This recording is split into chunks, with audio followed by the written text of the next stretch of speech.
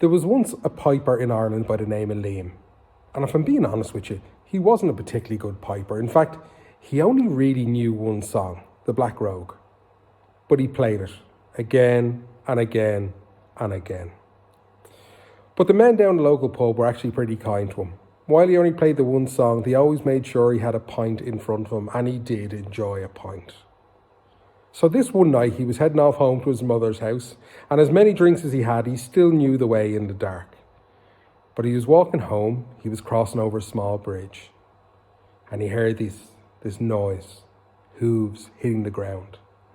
And as soon as he turned to look to where they were coming from, this big dark horse bit onto his coat and flung Liam up onto the creature's back, and it started to gallop off into the night.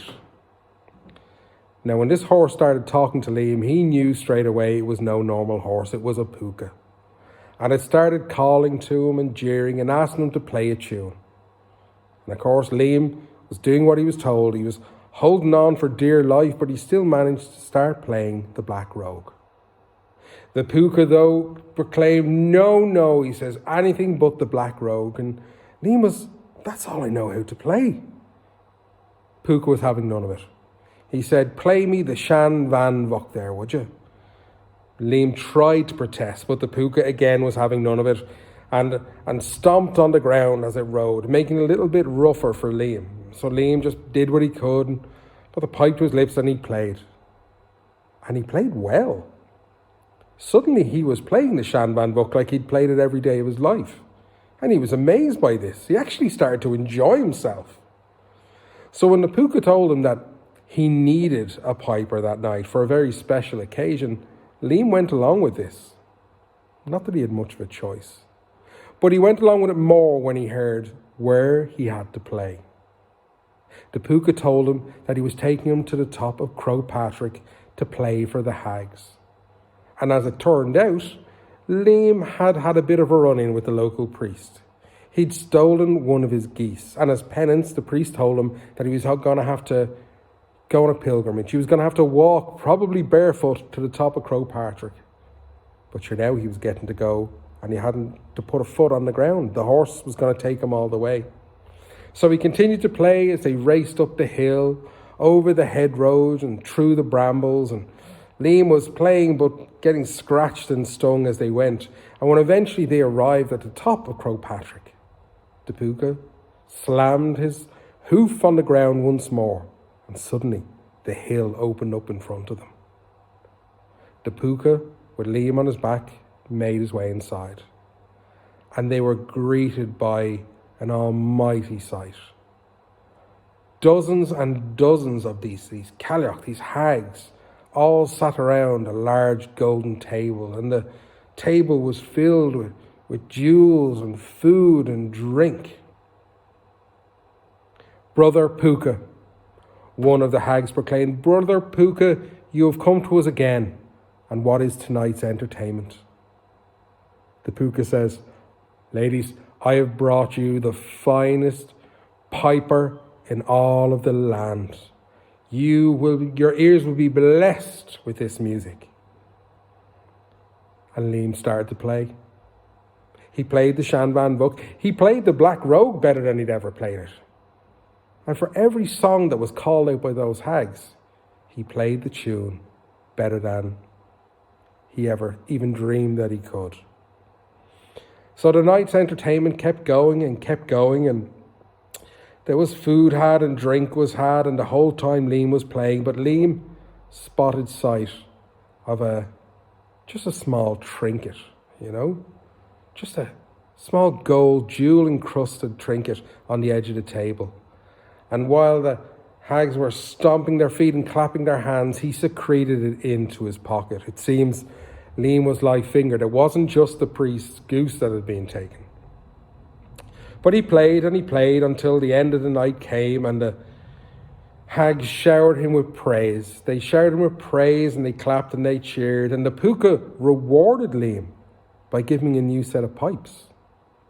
His own pipes were battered and worn and torn, and you could almost blame the stadium on how poor the music was he used to play. But these new pipes are something special. Beautiful finish, the finest stitching. The púca gave to Liam, and Liam was happy. They were thanked again by the hags, and then the púca allowed Liam to climb up onto his back. They raced out of the hill, down through the rocks and the brambles and over the hedgerows, till eventually they arrived back at the bridge where the two had met. Liam was so happy with the night that he'd had. No one was going to believe this story, but he had his new pipes to show off. So he set off for home after saying goodbye to the púca. He turned to wave to the púca, but it was gone. In the darkness it disappeared, but its laugh could be heard. Liam was fairly well on in terms of drinks when he arrived at his mother's house, and he couldn't find his keys, so he knocked on the door in the excitement, and his mother welcomed him in, as much as you can welcome a drunken man in at that hour of the night. She wouldn't believe a word of his story.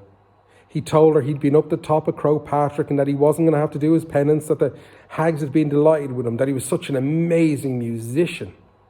His mother had heard him play and she knew better than that.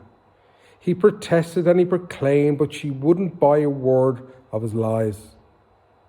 And then he remembered the trinket. Okay, he'd stolen it, but, they didn't notice. But when he reached into his pocket, he let out a roar. He stabbed his finger. He reached in and his pocket was just filled with thorns, pieces of bramble. They obviously did know what he'd done. And when he decided to tell his mother that he had more proof, his new pipes that he played beautiful music on, quickly he started to play them. But as he blew, the only noise to come out of these new pipes was the loud screams of a goose. His mother slapped it from his hand, took this bewitched item from him and threw it into the fire. She wouldn't believe Liam's story. The trinket was lost to him and his new pipes were no good and burnt in the fire. She sent him off to bed, rapping him on the back of the head as he went, telling him that she was going to call for the priest the next morning and that he was going to have to do the walk up Croagh Patrick. Whatever happened that night, whatever dreams he had, whatever way his walk went up Croagh Patrick, I'm sure he had time to think, but when he came back down again, he picked up his old pipes. And you know what? He put in the time, he put in the effort, and he practiced. His black rogue never got any better. And he did learn the tune of the Shan Van Bach, though to a similar standard. But having even just one more song to play to the lads down in the pub meant that he still didn't have to worry. He still had their affections and their jibes, and he was pretty content with things.